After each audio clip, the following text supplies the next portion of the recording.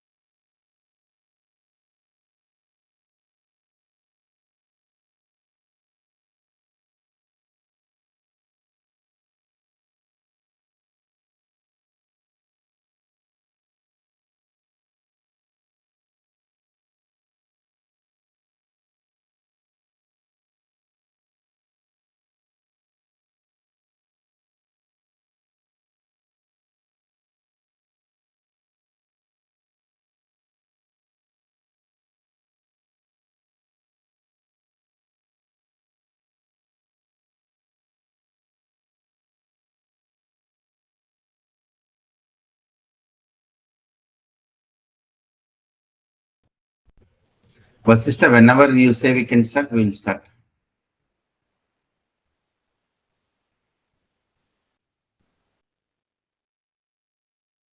Sir, we can start, sir. Already live streaming is on. We can start, sir. Okay, thank you. Very good afternoon, everyone. Welcome to GST Zen regular webinar series. And this webinar, we are going to discuss on year-end compliances for financial year 24-25. We are on 16th April. You have 4 more days to file GSTR 3B. So GSTR1 is already filed, and I'm sure all of you have filed within time, because there was a small glitch for some of the users for filing by 11th because of generate summary that which was not activated. Yeah. Let me share the presentation.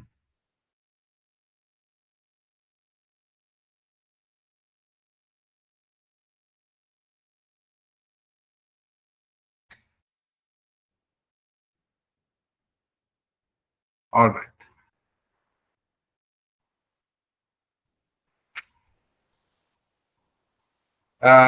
So for members, if my screen is visible, my presentation is visible, can you put it as high in the chat box?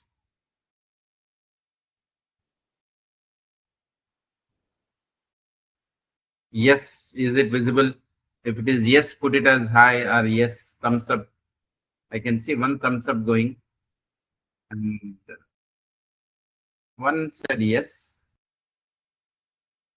I'm just looking at making it a little interactive so that it's a virtual session and I don't get to see you guys. And the only way I interact is your communication. But I can see one person has said yes, and we will take this as yes, and we will start. So before I start the session, let me introduce GST Zen. GST Zen is GSP, GST Suvidha Provider, and an ASP, Application Service Provider. What does that mean? It helps the corporates to take care of GST compliance in terms of filing GST returns, reconciling data of government data with the books of accounts, doing e-invoice or e-way bill, and other GST compliances. We've been in the business from last 8 years, and customers are pan-India. I can proudly say this is a cloud-based application where the customers are there across India. You will find customers from a listed entity to mom and pop store. The best part of the application, it is ease of doing business. So all finance professionals are well versed with Excel, and any information you would always want to see it in Excel.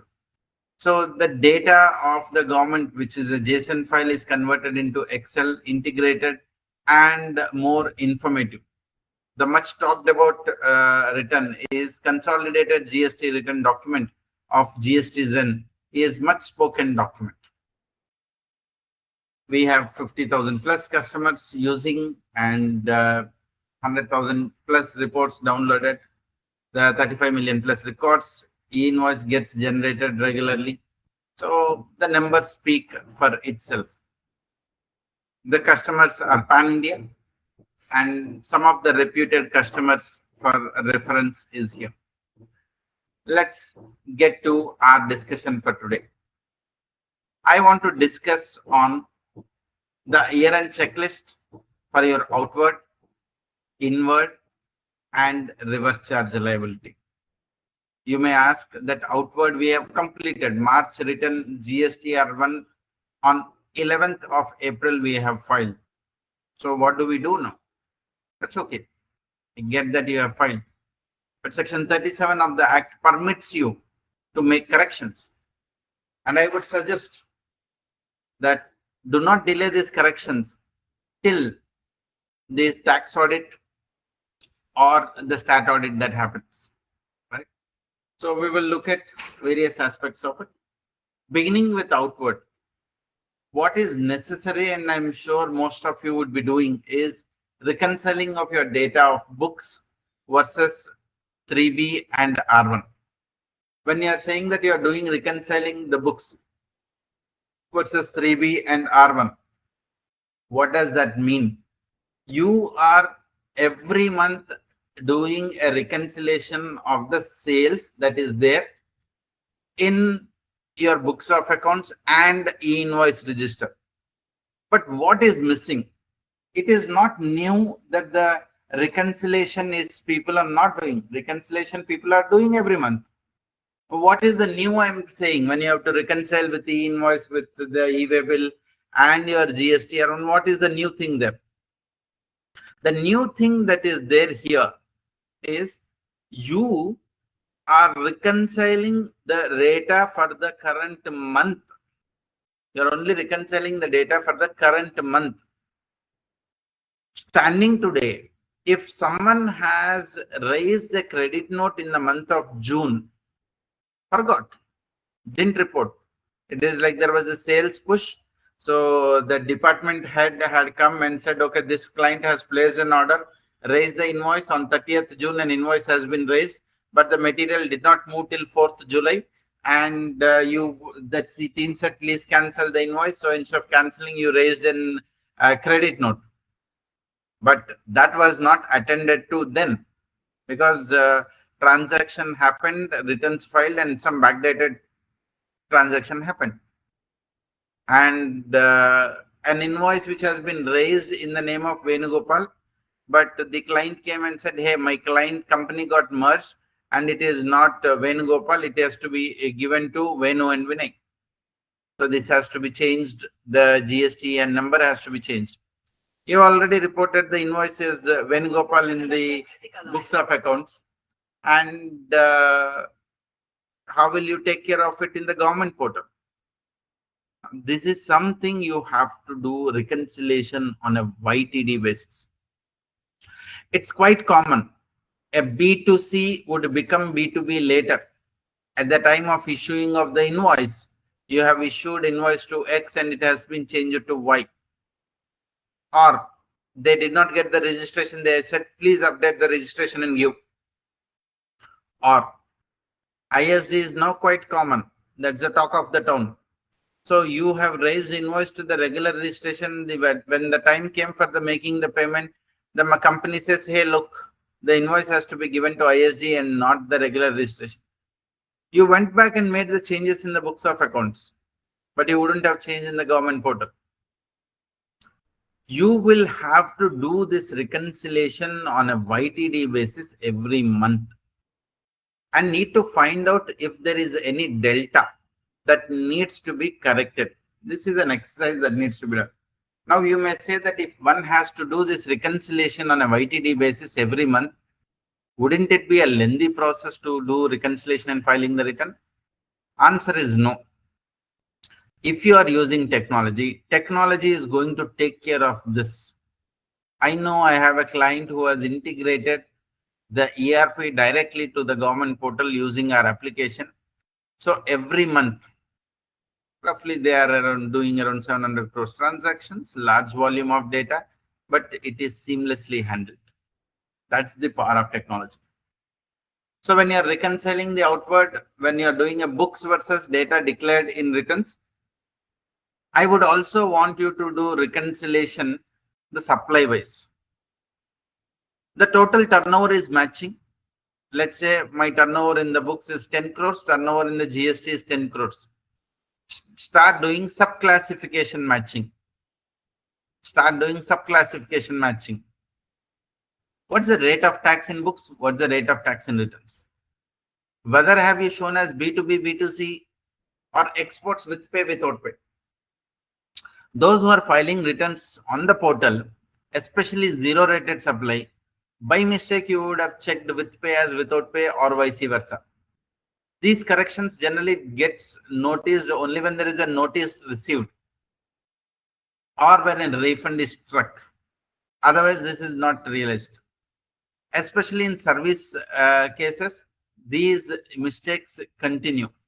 So better you do the reconciliation. One, rate wise, then supply wise. The another thing you should also look at doing a reconciliation is how much of the tax I have given interstate versus intrastate. How much of that has been shown in that way? That is something that you have to look at it. Interstate versus intrastate. This is one quite common error. Let me tell you why this is quite common. Most of the times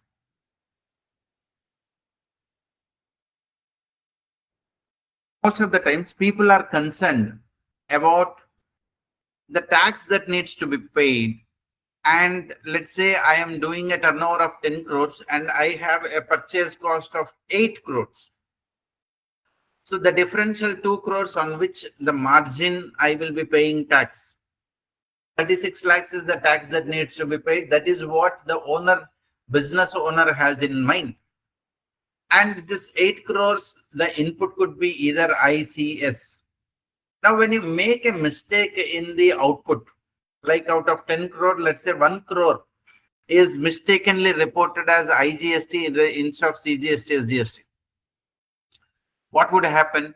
You would still pay the taxes without noticing it. You may feel that I have paid the taxes, but Section 77 of the Act says that if you have paid a wrong tax, you've got to correct it and claim a refund of the right tax. That's very important. Now, this reconciliation also needs to be done now. You may say, I have filed my R1, I am now realizing these mistakes. No issues. If you realize these mistakes, you can have them rectified in the April month return. In the month of April, you get them rectified. How do I rectify? In your GST R1, you have table 9 to correct your credit notes, debit notes, or any value that is reported in table 4, 5, 6. Table 4, B2B outward, whether forward charge or reverse charge. Table 5, B2C large. Table 6A, exports with payment of tax or without payment of tax, supply to SEZ or deemed exports. 6C. So, any values that these have been reported in these tables would need to be rectified in table 9, including credit notes, debit notes reported under 9A. What do you mean by rectification? Rectification would means creation of a new record. A record was never reported. I am now reporting. When it is reporting of an original transaction, you will not report in table 9, you will report it into respective tables 4, 5, 6. Deletion of a record, like erroneously, I have generated an invoice in Venu. I cancelled it in my books of accounts, but I didn't cancel in the GST portal. So you can open a record, the already reported record. You can open a record and make the value to 0. It's the net effect, you are making it as nil. Or reduce the value, increase the value, permitted. Third, change the GST number, permitted. Fourth, do nothing and close, like that's also permitted. Change the tax type from IGST or to CGST, vice versa, permitted. Change rate of taxes, permitted. Add some additional values, like you have received a pure agency collections in the transaction and you want to report it, permitted. So once a transaction is reported, any correction of that transaction is permitted. But what is very important for you to know is this permission is done only once. If you have corrected a record, you cannot correct it again. Now you may ask, where is it written in the law? This is not written in the law. As per GST N government portal, once a record is corrected, you cannot alter that record. This is with respect to correction in table 9. Now let's go to correction in table 10. Let's go to correction in table 10. What do you mean by correction in table 10? The correction in table 10 is the B2C supplies which I have reported in table 7 needs to be corrected. What do you mean by corrected? Again, I am reporting at a consolidated level. So I'm not reporting individual line item in table 7 of R1. So when I'm doing a consolidated reporting, if I find any error, I can now report it. Two important things when it comes to B2C. One, you obviously know now, any correction you can do only once. But the second thing, very important, is You can correct a value only when something is nil. If there is a null, you cannot correct it. Now, what's the difference? If you have filed a GSTR1 without entering any value in table 7, you did not even report 0. You have filed null. The moment it is null, that value cannot be edited. In any of the month, if you have filed the GSTR1 table 7 with 0 as your turnover, you can make the corrections once it is 0. Right? So that is very important. You all get that? So you understood B2B corrections and B2C corrections. If you have any questions, please put your questions in the chat. Let me go through the chat and look at the questions. So far, are we clear?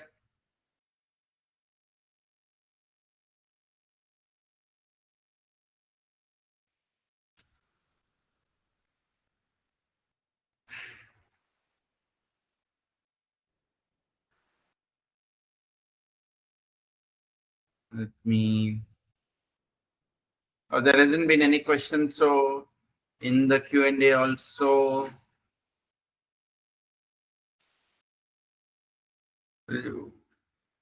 Srihari Rao sir, I was not showing any respective tables. My screen was same. Slides are not changing. I get that.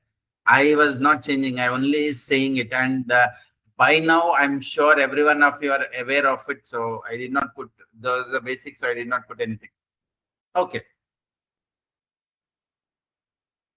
This is perfect. So there's no other questions. Let's move. Now, the summary of the corrections. The sales which are recorded in the books could be not reported, underreported in the thing. You can correct it in the March month return, or till when one can be corrected. Okay, let's make this question interactive. Financial year 24-25, a sale in the month of April. I forgot to report the thing. I have filed my March return also. On 11th April, I filed my March return. What do I do now? I have made a sale in the month of April 24. I forgot to report. What to do now, by when I can do? That's the question. Let me look at your answer. Please put your answer in the chat box, not in the Q&A. Please put it in the chat box.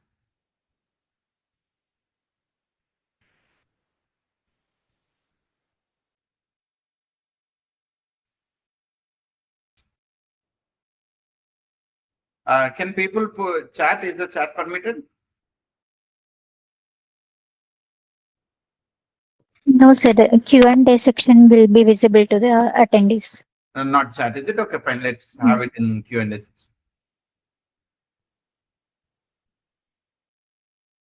Okay.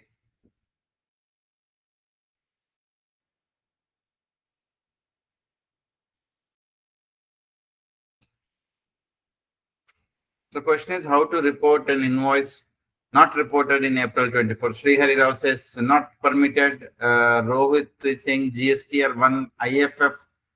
Someone is asking 1A. Okay. Credit notes were missed in April 25. Okay, something till September 25. Very good. Okay, let's look at it.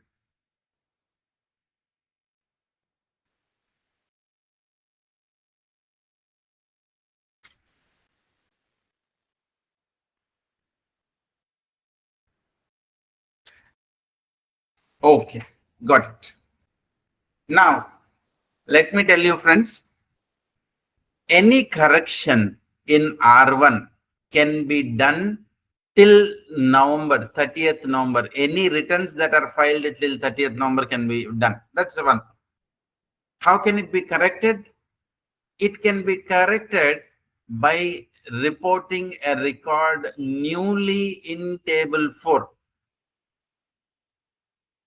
in any of the returns coming up. Now, we have a new concept of GSTR 1A. The shelf life of GSTR 1A is from the due date of R1. Once the R1 due date is done, 1A will emerge. due date of R1 or filing date of R1, whichever is later. Once I file R1, 1A will open.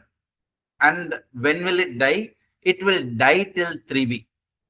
So now you realized that, okay, after attending the session, I did this reconciliation. I have to correct a record. You can correct a record now. Whatever you were supposed to do in R1, which you didn't do, you can correct a record now using 1A. GSTR 1A is an amendment to GSTR 1. Now, the couple of things you cannot do in R1 is anything which do not have a change in liability. That means I have reported a value as GST number of Venu, but the GST number has to be of Venu Vinay. That cannot be done in your 1A. 1A is to say increase in liability or decrease in liability because your 1 values are directly linked to your table 3. So what you can correct is short reporting or wrong values in R1. Books and R1 is matching, but the 3B, the taxes is missing, that you can correct it. The total is matching, but between B to B, B to C, there is a mismatch. That can be corrected. You have not reported advances, or you reported advances, but you forgot to adjust the advance. Like in the month of January, I received an advance for 10 lakhs. I have paid the taxes on it under advance. But in the month of March, I have raised the invoice. So I have to reduce. So my table 11 adjustment of advances to be done, I forgot to do those adjustments. It can be done in your 1A. So any of these mistakes can be corrected. Another thing that you need to look at is spillover effects. Now, when you are looking at the tax paid in the current year, we always look at a tax paid means whatever is the taxes that is paid from April 24 to March 25 3B. Unfortunately, that is not the tax paid only for April 24 to March 25. I have just now said that if you have not reported any April 24 return record, you can record it and report it till up until 30th November 25. Let's say in the month of June 25, you are reporting that. It's like obviously you haven't paid the taxes, now you're paying. When are you paying? You're paying it in the June month 3B, filed on or before 20th July. While paying, you are also paying with the interest. Look at this, the 3B of 25-26, April 25 to March 26 is carrying a tax liability which is payable of 24-25 paid in July. So to find out the true value, I need to eliminate last year liabilities paid in the current year 3B. Likewise, I might have erroneously paid some extra tax which I have adjusted in the next year. I need to reduce the taxes that I have paid extra to find out what is the liability or taxes that I have paid for the financial year 24-25. That's another work that you need to look at it. One thing which I have noticed for the purpose of documentation is correlation between e-invoice and e-waybill. That shelf life of cancelling a document under the portal is 24 hours. When we say 24 hours always starts from midnight. For example, I've generated an e-invoice now. I can cancel it by tomorrow midnight. But if I don't cancel it, I can never cancel it. But why did I generate? By mistake. The system is like I was doing an accounting I was playing with the system. I want to know how invoice will work. Will it be applicable or not? I pressed a button, invoice happened. I didn't even know that invoice happened. But it was like I was learning how to do it. Is like I'm a fresher who joined the company and I am trying to do something and it happened. Press of a button. I realized, okay, and I deleted it. So my sales register, there is no document because technically I didn't make a sale. I was just exploring, experimenting, trying to put a template, generate the party name, create an invoice template, doing some experiment, and invoice happened. E-waybill happened, lorry did not come, so I didn't even cancel the e-waybill. This is something going to happen. So you definitely have to do a full year reconciliation, and you cannot do that in any way. You cannot do that anything to it because you have not cancelled. But what is that you should be doing now is understanding, given that it is cancelled, building a documentation towards it. Yeah, that is something you have to take care. Now, these are the normal things that happens. Another thing which I want people to pay attention to is, we have seen the P&L, but look at the other side, balance sheet, fixed assets. When an asset is sold, what is there in the books of accounts is only the profit or loss on sale of asset. But what is the GST liability? GST liability is on the full value. So you have to pay GST on the full value. Not just that, you have to comply with 18 subsection 6. If you are selling of the asset where ITC is available and the asset is not there not used for a period of 60 months, you have to compute the unutilized ITC. Is it higher than the GST or one liability? Then you got to take care of that. You have to pay extra tax because your unutilized ITC is more. Next, when it comes to motor vehicle, you have anyhow not availed the ITC. The tax liability only for motor vehicles is profit if you are making anything in the books of accounts.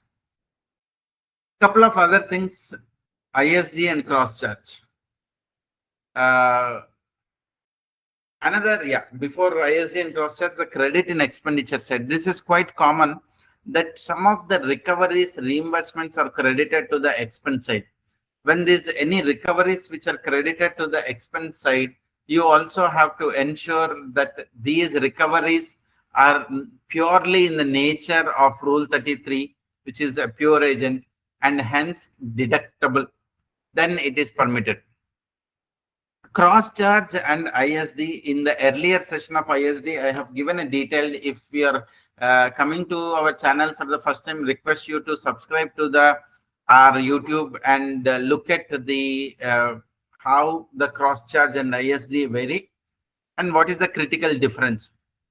But if I tell in a simple language, I am an audit firm. I have an office in Mumbai. My Mumbai office has received the accounting services work order, but the entire accounting services is happening from Bangalore office. To that extent, Bangalore office has to do a cross charge. So you prepare a P&L. Most of you, I would suggest, prepare a P&L branch wise or GSTN wise. Look at the profitability. You understand, analyze, eliminating the payroll costs, because payroll is the payroll for the organization and not GST number. Look at eliminating the payroll cost, or you can allocate the payroll cost. Look at the profitability. You will know if there are any cross charge services that have happened. If the goods are sent for job work, section 19 read with 143, goods have to be received within a period of 1 year. Else it would be deemed as a supply. It is not a supply, but it would be deemed as a supply. Just because it is deemed as a supply doesn't mean that the job worker should be treating it as a purchase availing ITC. It's a liability that you will end up paying. So it's very important that see whether you are filing your ITC 04. See whether the goods which have been sent are received within a period of 1 year if it is goods, and if it is capital goods, it is a period of 3 years. Of course, certain things what doesn't need to come is if you are sending jigs, molds, because they are used for the process of production. So these consumables will die there naturally.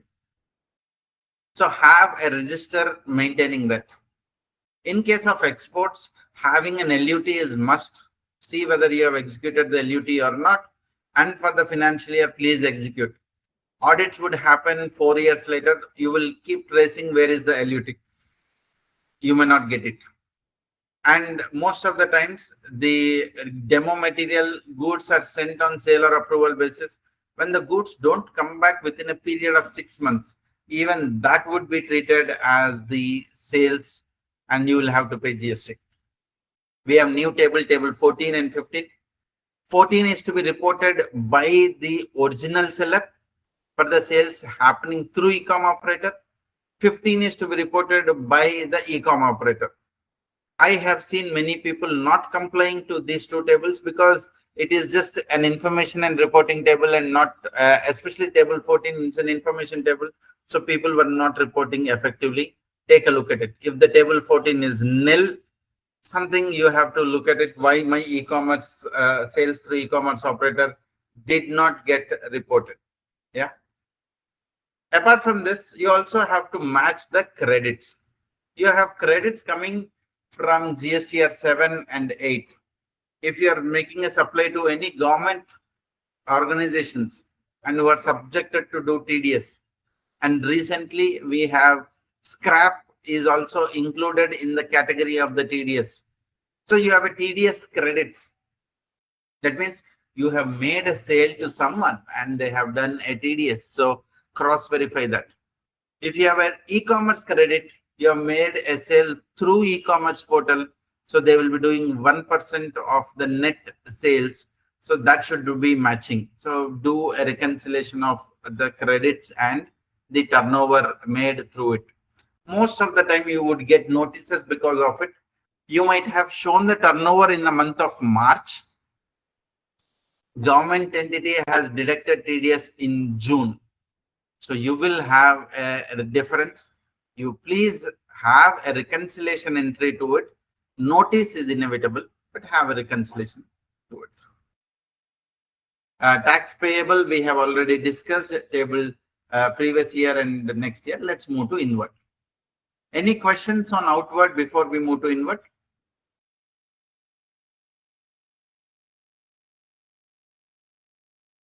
In cross charge, you reduce the ITC in HO. How do you take the credit in the branch by ISD?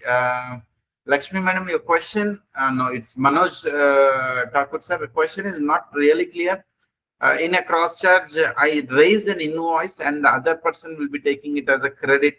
But in an ISD, there is a central office which receives the bill and the credit is only distributed to all the entities. All right, so it's 3:36. Let's move to inward reconciliation. By the way, I would complete this in another 10 minutes. I want to spend more time on how whatever I am discussing, how do I do this in the software. I would invite Manisha, my colleague, in 10 minutes to take on how we take care of outward, inward in the software. Inward, for sure, you might be doing your books versus 2A. Now the 2A changed to 2B. Then you are taking the credit. Suddenly we have received a notification, temporary and permanent reversal 4B1 and 4B2. Credits that you report in 4B2, it is not a reversal. It is parked from your electronic credit ledger. It is parked elsewhere. That is why we call it as ECRS, electronic credit reversal and reclaim statement. So ECRS balance also needs to be reconciled.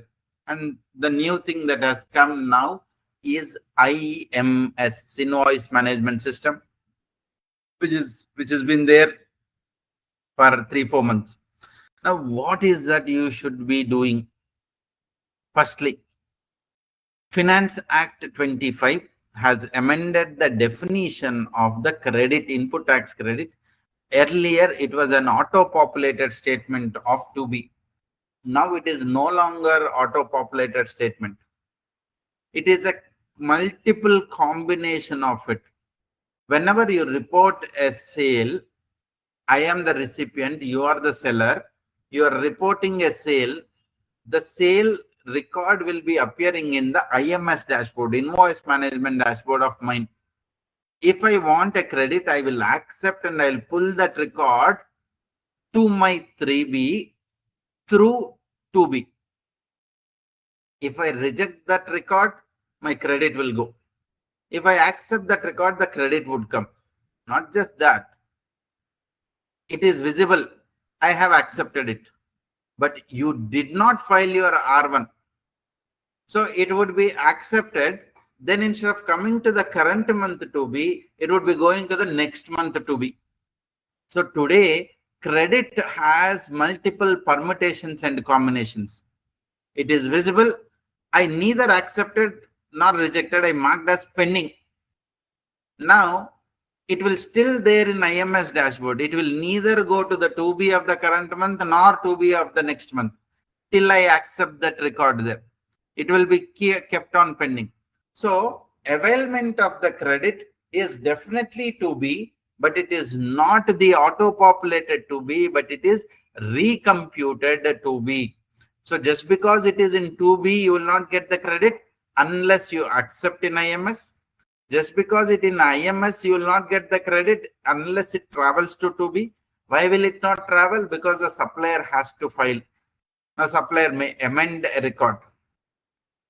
If supplier is making any amendment in GST or 1 May, that amendment is now also considered while we are filing in my my IMS and 2B. If I have already taken an action, accepted and filed, it is going to affect in the next month. If it is a credit note and the credit note is rejected by me, next month, the month in which I have rejected, the month later to it will get added as a liability to the supplier. All this while supplier was little we're not knowing. In my R1 I have shown 100 rupees liability, but in my 3B it is 1 or 2 rupees. I don't know why 2 rupees has increased. So suppliers have to go to IMS southward dashboard. In fact, Manish, I would request you to walk them through the IMS dashboard also while you're doing the reconciliation. In the inward reconciliation scenarios, you will have multiple scenarios. It is in books, not in the portal. In the portal, not in the thing. How do I do all those things? We will show it in the demo. Then it is available finally, but it is not eligible. If it is not eligible, 2 reasons. Permanently ineligible, meaning it is 17 subsection 5 or 17 subsection 1 and 2. A blocked credit or ineligible credit. So I will report it in 4B1. It is ineligible because I have received the invoice, but goods have not come. So I will be parking it in 4B2 till I fulfill the conditions of my satisfying conditions of 16 subsection 2. I will reclaim it back whenever I have get it. So you will have to do a multifaceted reconciliation of your input tax credit. We have a new thing, rule 37A, not much important. It is to be checked only in the September. If your R1 is filed, but 3B is not filed by the supplier, you will not be getting the credit. ECRS template has been given, beautifully done by Akila. Basically, ECRS is what? It is your opening balance of credits to be claimed. How much have been reversed during the period? Reversal during the period is 4B2. Matching value should be there in 4D1. And anything you reverse, it get added to your ECRS. Anything you are reclaiming, it would be reported in 4D1. So on a longer scale, 4B2 and 4D1 should match. On a longer horizon, 4B2 and 4D1 should match. But in 1 month, it will have a different values. Month over month, it would be having a different values. You have to do IGST, CGST, and SGST. Right. Then on IMS pending invoices, you may have a question. There is a difference between, is there any difference between 4P2 and IMS keeping the invoice pending? Please note, if you keep any IMS invoice pending, it is hit by 16 subsection 4. That means if you are not taking credit by 30th November of next financial year, credit is lost. While you are availing the credit and parking in 4B2, it is traveling to electronic credit reversal and reclaim statement. It is not hit by 16 subsection 4. So your credit is in time. Even after 3 years, when you are taking the credit, that cannot be questioned.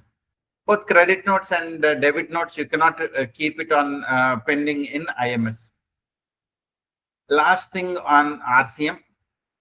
RCM, regularly the entries are changing, period over period the entries are increasing. Reconcile books versus the GST are 2B and 3B. I would say in 2B you have only the set of purchases where credit is available or availed. But in books you have all purchases visible in 2B, not visible in 2B. For those not visible in 2B, ask a question to yourself, why is it not visible? Is it under reverse charge? If it is under reverse charge, you better pay the taxes. That is something that you will have to take care of it. Here is a screenshot of the major RCM liability. June 22 onwards, renting has come in. This is one common area people still are missing. This is what I have noticed during the recent reviews and audits. Any questions on inward before I move on certain action points for the next year? When I generate invoice, also generate tax invoice in ERP system, at that time I cancel the invoice and at the end of the month. But how to cancel invoice of the month? Bhagavan sir, the only thing you have to do, the moment you are canceling in your system, if it is within 24 hours, you can cancel in the government portal. But if it is canceling, make sure manually in GSTR1 you delete that record because that's a cancel invoice. Report that the cancellation document series in table 13 of GSTR1. We have answered this. Okay. Do we need to disclose indirect income like interest on FD in GSTR1? Yes, Sri Hari Rao sir. It has to be disclosed in table 8. It is an exempt income. It has to be disclosed. TDS credit reconciliation, how it will help if notice is inevitable. When the notice is inevitable, how it will help is, why is the notice given? Because there is a discrepancy. You don't want the officer to send a demand saying that there is a TDS credit, but you have not reported R1. This reconciliation will help. You will go and say, yes, it was a credit. I have reported the invoice in March, but the credit came into the June. So your assessment during 25-26, you can say, trace back to the R1, which you have already reported with the GST number, and you can help. Okay. Certain additional compliances, check principal place of business. During the period, there would be a change in the principal business or addition to the additional place. The company would have added branch, go down. That is something people don't check it. Directors get changed, or the accountant phone number and email ID is given instead of companies. When that person changes, it would be a challenge. You are opening a branches in a different state. So the registration has to be checked qua PAN, not qua GST number. So when I say 20 lakhs for services, 40 lakhs for goods, it is qua PAN and qua not GST number. By 1st April 25, surprisingly, everyone are talking about ISD, but ISD was there from long. Because there are corrections in the ISD and the government from 50th council meeting, they have made some circular 199 and other points, and they said going forward ISD would be made mandatory. And though legally from the law perspective ISD was there from the day one, but effective from 1st April. So if you have 3 or 4 registrations and more, identify your common services. Please transfer the common credits to ISD account and distribute those credits. Action points for this year: LU2, LUT, like letter of undertaking in case of zero rated supply, please do it. If your turnover is less than 1.5 crore, you can opt for composition scheme. If your turnover is going above, you will automatically come out. If your turnover is crossing 10 crores, please be aware that you're already doing e-invoice, but after 30 days, you cannot do a backdated e-invoice. And turnover more than 5 crores, e-invoice is mandatory. When we say 5 crores in the previous financial years, any of the previous financial years, then the e-invoice is mandatory. ITC 04, we have discussed. When you're moving the goods for the job work, you have to file it. Aggregate turnover more than 5 crores, you will be doing half yearly. Aggregate turnover less than 5 crores, you will be doing annually. GTA, you have an option to do 5% or 12% with ITC. If you want to change it, you can look at changing of that. Restaurants, you have an option to go to 18%. Declare your location if you are in a place where there is a accommodation services and it is crossing 7,500. You can opt to 18% with ITC. That is a notification 5/2025. The explanation of that has been given. So the specified premises is something where the daily tariff is more than 7,500. Any questions before we get on to the technical aspects? I'll do is I'll take the questions on the go. I will hand over the system to Manisha. Manisha, I would like you to take the practically whatever I have said. How do someone do it in the system? Sure, sir.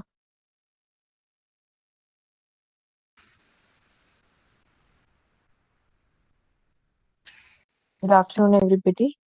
So I'll be just quickly sharing my screen so that I can show you that how you can do your yearly year-end compliance through GST Zen and with no time and with very simple steps. So once you log into our GST Zen or you sign up, this will be the first screen what you will get. This is the dashboard of GST Zen, wherein you will see all the GST numbers which you will be adding and working on. Here we have a tab to add a new GST number. You'll simply click on this GST number. You'll put the GST number. It will automatically take the name of the taxpayer, and from here you can choose the type of taxpayer and hit this Add GSTN tab. On the dashboard itself, you will get few more options. That is manage multiple GST, autopilot, and notice.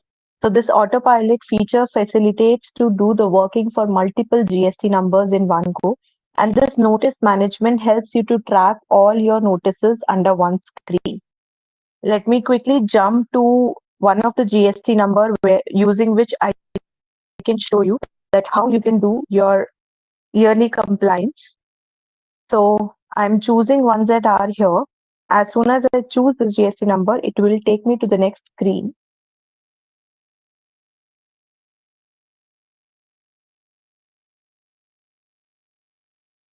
I get all the major options, that is downloading a report, reconciliation, and file GST return. Under this download option, you can have the consolidated report. Under this report, you can have a comparison report of GSTR 1 versus 2B, GSTR 2B versus 3B, your consolidated GSTR1. All these sheets are available under this consolidated report. You can have your GSTR1 outward supply yearly as well as monthly report. Similarly, you can have your GSTR1A, GSTR1 e-invoice report, 2A, 2B, 3B. All these reports are available monthly as well as yearly. Under this reconciliation option, we have purchase register versus 2A. Purchase register versus 2B, sales register versus GSTR1, sales register versus GSTR1 e-invoices. Under this return filing option, we have GSTR1, 1A3, CB 9 and 9. So I'll be quickly walk you through that how you can reconcile your outward supply versus GSTR1. So I'll be quickly moving and choosing this option for this type of reconciliation, and the financial year I'll be choosing 24-25. After choosing the previous option, it will take me to a screen where we have to perform few simple steps and get a report of the reconciled report. So here in the step 1, I need to fetch the data from the government portal, and we have two options to log in, either to log in with OTP or with the username and password. As you can see, I have already logged in through OTP. Now, these are the metrics whichever like we will be fetching from the portal. If the data is already downloaded, it will show it in green. And if the data is yet to download, it will show this like this in yellow circles. So I'll just click on this checkbox and click and hit this download from the government portal button and give the command as yes. So it will take 2 to 3 minutes to download the data from the portal, and all these yellow circles will turn into green. So you will also get the notification on the left hand side of your screen that what exactly is happening, what all data is being fetched from the portal.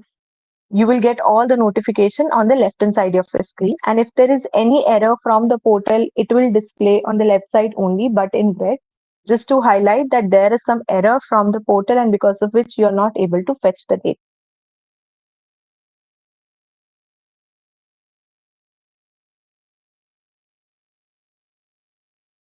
Give me the complete notification that my data is downloaded, and soon it will turn all these yellow circles into green.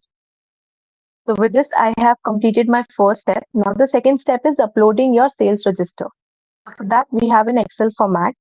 Here we have provided two samples for your reference. You can download and refer to these samples. There is no restriction over using our template. You can have your own template. It's just that it should have few mandatory columns for which you can refer to our template. I'll just quickly upload one sales register to show you that how we extract the reconciliation report. Here we have two formats. Either you have a row wise, each line item wise, or an invoice level details. As I mentioned that you are not required to use our template, you can have your own template. So here is the screen where you will do the mapping and let the system know that which particular column of your Excel sheet giving the information. So here it's a one-time activity. If you are going to use the same template every time, you're not supposed to do this mapping every time. It will show you automatically like the way it is giving me.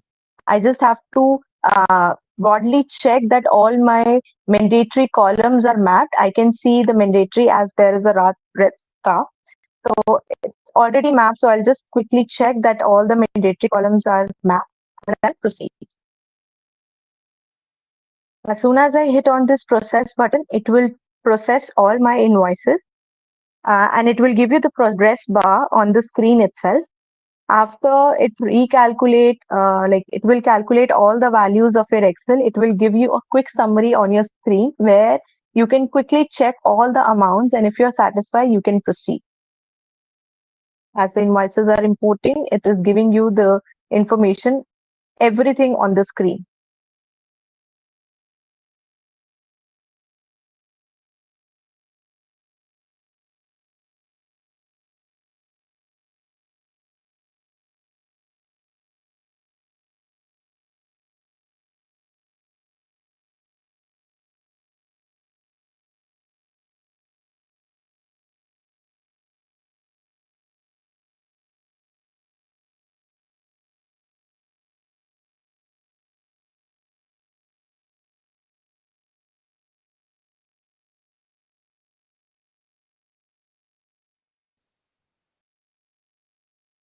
By the way, there is another point I would like to mention here.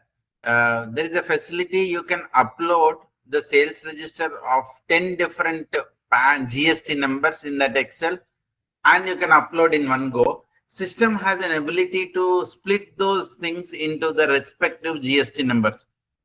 So this is facility is like if you have an ERP where all the states sales register is commonly it is derived, you don't need to apply filter and park it into separate things. You can split it and send it to you.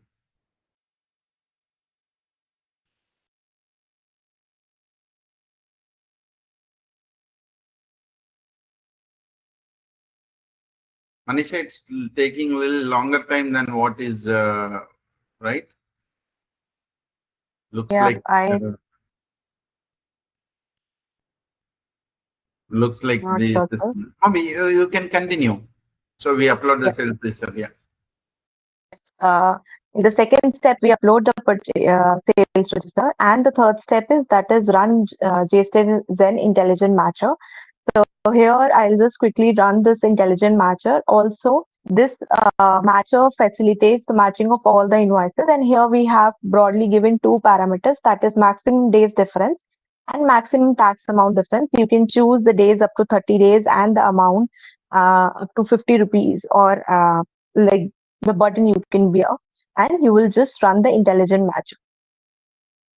So also this intelligent matcher will not only consider these two parameters to prepare a reconciliation report. It facilitates matching of all the invoices as per the book, as per the portal, based on various parameters, like it considers your document type, it considers your flyer detail, it also considers your invoice level detail, that is invoice number, invoice date, and then it considers your taxable value and your GST values.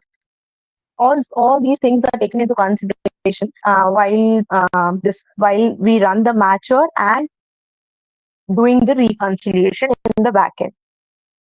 So this we have completed our third step also. And then we have our reconciliation report on the three bases, that is based on invoice date, reco date, and filing period. You can see that you can have a monthly report as well as a yearly consolidated report. So here I will be downloading one consolidated report where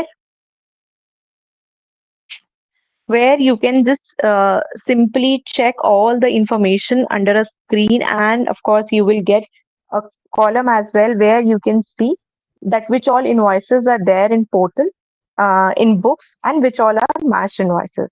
So this is my downloaded report. I will quickly open the report to show that how this reconciliation report can be helpful for you to reconcile your data. Particularly for this report, we have 4 sheets. One is GSTR1 invoice reconciliation sheet. So as I mentioned that while doing the reconciliation in the back end, we are considering various parameters. So this sheet will give you all the information of those, like information of all the mandatory columns. And here there is one column with this reconciliation status, where you can see which all invoices are there as book and portal, only in books and only in portal. Also, to facilitate quick vision, we have highlighted all the invoices which are highlighted in yellow, states that these are the invoices only in books. The invoices which are there in blue states that these are the invoices only in portal. And all these green highlighted invoices state that these are the invoices which are matched, which are there in books and portal. So you can simply apply the filter and see which all invoices works for you and how you can use this report for your for the reconciliation. Then we have GSTR1 amended versus original. So this is completely a reference sheet. If you want to see any of the data for the amended invoice, you can refer to this sheet. Here you can see the data for the amended invoice, and it will also give you the details of the original one against which the amendment has been made. So you can refer to this sheet. Then we have GSTR1 B2C reconciliation. So this particularly GSTR1 invoice reconciliation sheet 1. This gives you the reconciliation of B2B invoices, SCZ, exports, all that are covered in 4. And this B2C reconciliation, it specifically talks about all the invoices which are there for the B2C section. Then this GSTR1 by customer. So this is another sheet where you can apply multiple filters to do the work. Let me take you back with this. I have given you the broader version that how this reconciliation can help you. Now talking about the other reconciliation. So here GSTR1 sales register versus GSTR1 and the sales register versus GSTR1 e-invoice steps are exactly the same. Only the report will be little different because it will include the details of the e-invoices as well. Let me quickly walk you through the versus 2B, and the steps whatever I will be explaining and covering in 2B, they are exactly the same for 2A as well. So here I'll be again choosing 24-25. The steps you will see, they are exactly the same for all the reconciliation. There are no different or so many so many steps which you have to follow in every reconciliation. So the first step here also is to fetch the data from the portal. Let me just quickly fetch the data. Meanwhile, the data is coming. Here we have the second step, that is purchase, that is uploading our purchase register, and for that we have two options, either to use the Excel or the Tally. I will be uploading a purchase register to Excel. Everything is same, that you don't have to use our template, you can use your own template. There are sample templates for reference. The format is exactly the same, like either to go with line item wise or to go the invoice level detail. The mapping is absolutely, the screen is same. Then I'll just quickly proceed. So once you upload it, here you will get a quick summary for your reference. You can just quickly check the amounts, and if you're okay with it, you can just confirm and save the entries. And it will also give you an option to view your uploaded entries. So here, once I click on that option, it gives me a specific page named Purchase Register. For the sales register, we also have like a separate sales register page is also there where you can see all your uploaded sales invoices. Here, this is a purchase register which where you can see all your purchase invoices. Here we have few filters which you can use to minimize your searching. You can provide a particular date range and do the filter to check the invoices for the particular period. So with this, we have completed our second step. The third step is exactly the same, that you need to run the matcher. And again, the two parameters are there, and I'll just run the matcher. So as matcher is completed, so again, we will have the report on the three bases, that is invoice date, 3B claim period, and 2B filing period. So I'll just download this 2B filing period report.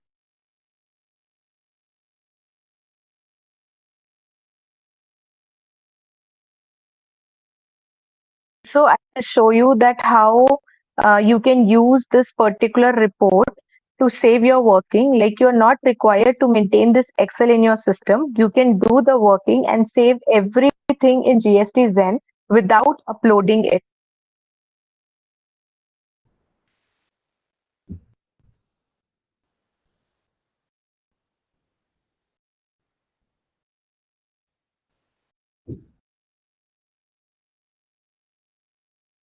This is our reconciliation report with 2B. So here we have a quick overview where you can refer to the numbers. Like, it will give you the numbers as per books, as per 2B, and a difference of books versus 2B. It will give you the numbers. The second sheet is 2B summary. So you can just see the figures per month under different sections or tables. The third sheet is 2B invoice reconciliation. So this is your main working sheet where you will do and perform all your reconciliation.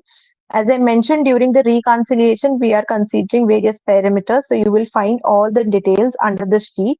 Again, here also we are highlighting the amounts. You can just simply apply the filter and check for the invoices which are there in books and portal, only in books and only in portal. Then here we have few peachish color columns, which are your main reconciliation working columns. You can do all your reconciliation working under in these peachish color columns and save automatically into GST Zen through this particular tab which we have, that is GST Zen. And you will once you click on this upload button, it will save automatically into GST Zen. So let me just quickly talk about these columns. So first we have is this reconciliation action. So here we have a drop down where we have given few options like review later, wrong invoice by supplier, lost ITC, email supplier, email to supplier sent, lock match. So these are the reconciliation actions which you can choose and save. Then we have the ITC eligibility, where again a drop down is there to choose whether it's for personal use, exempt use, block credit, taxable use, and common credit.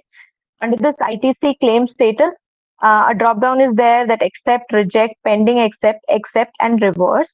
If you want to keep a note of the claim date, you can use this AQ column to keep a note of the claim date.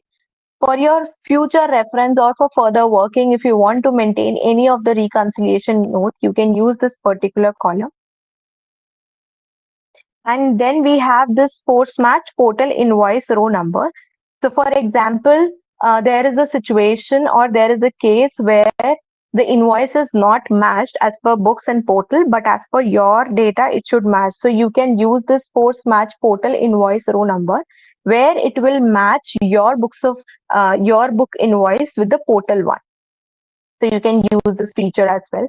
And then we have this invoice customer GSTN as per books, as per portal, and all further like many more columns which you can use for the reference purpose to make your reconciliation working easy. And here we have few more columns which gives you the detail from the portal section. So this is about the sheet.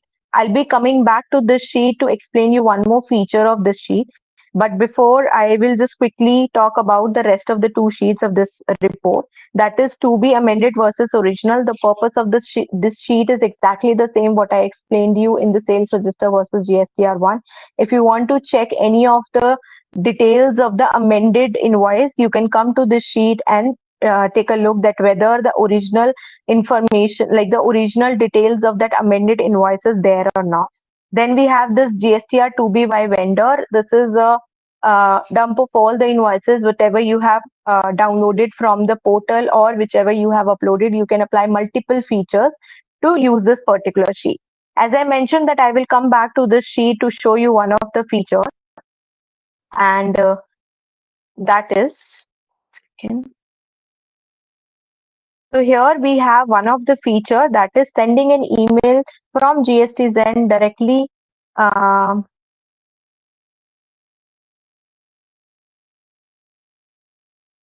directly from here. Like for example, this particular,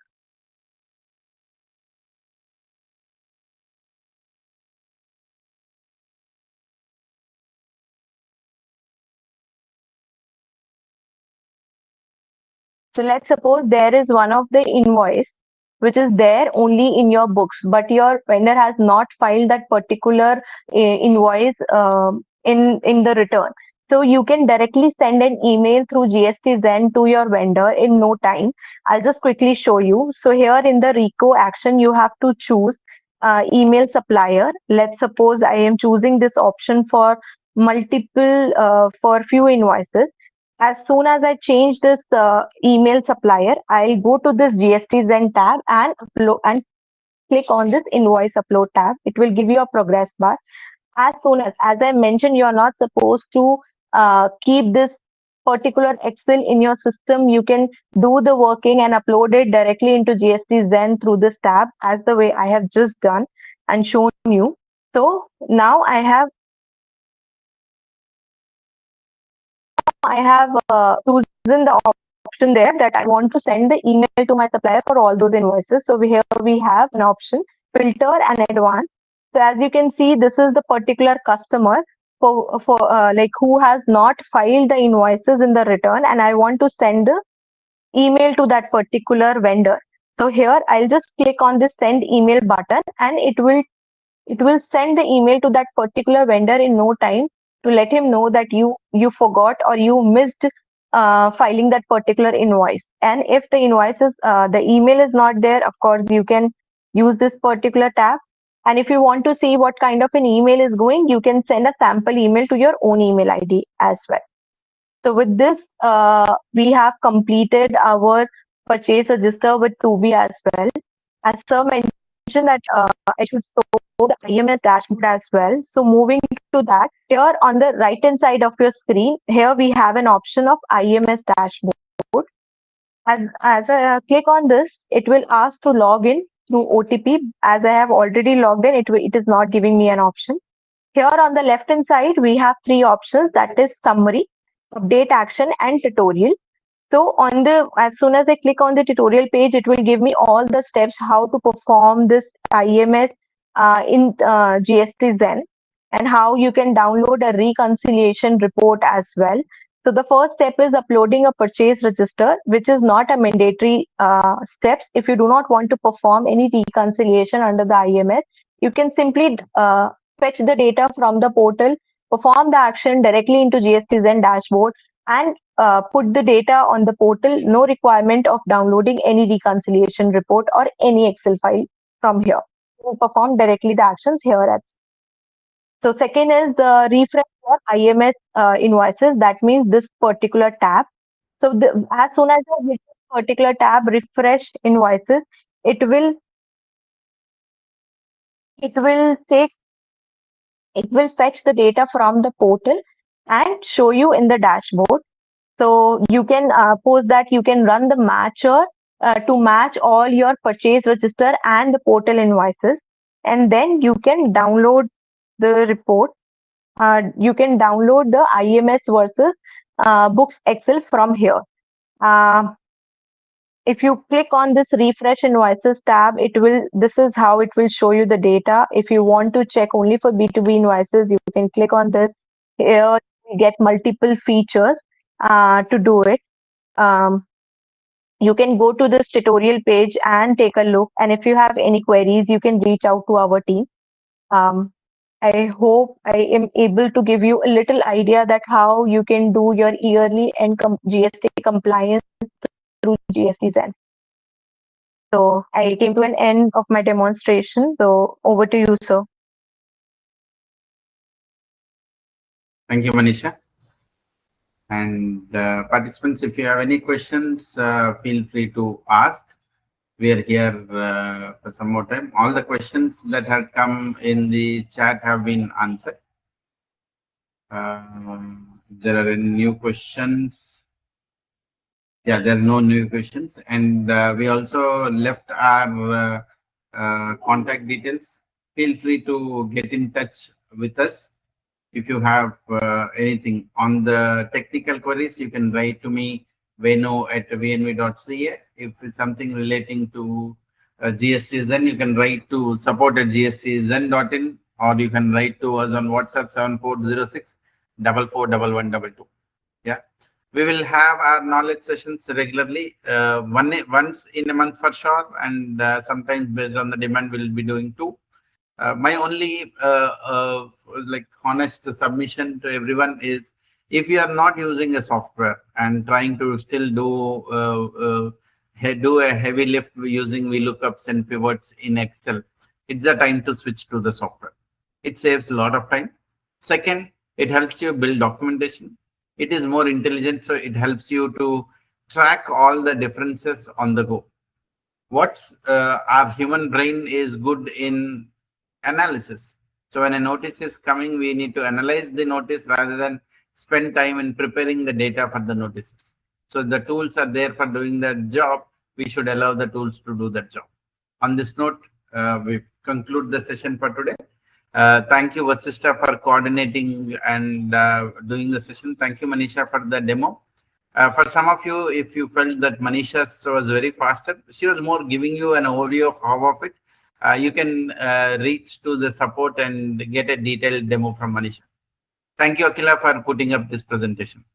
And special thanks to the participants. Without you, the session will never happen.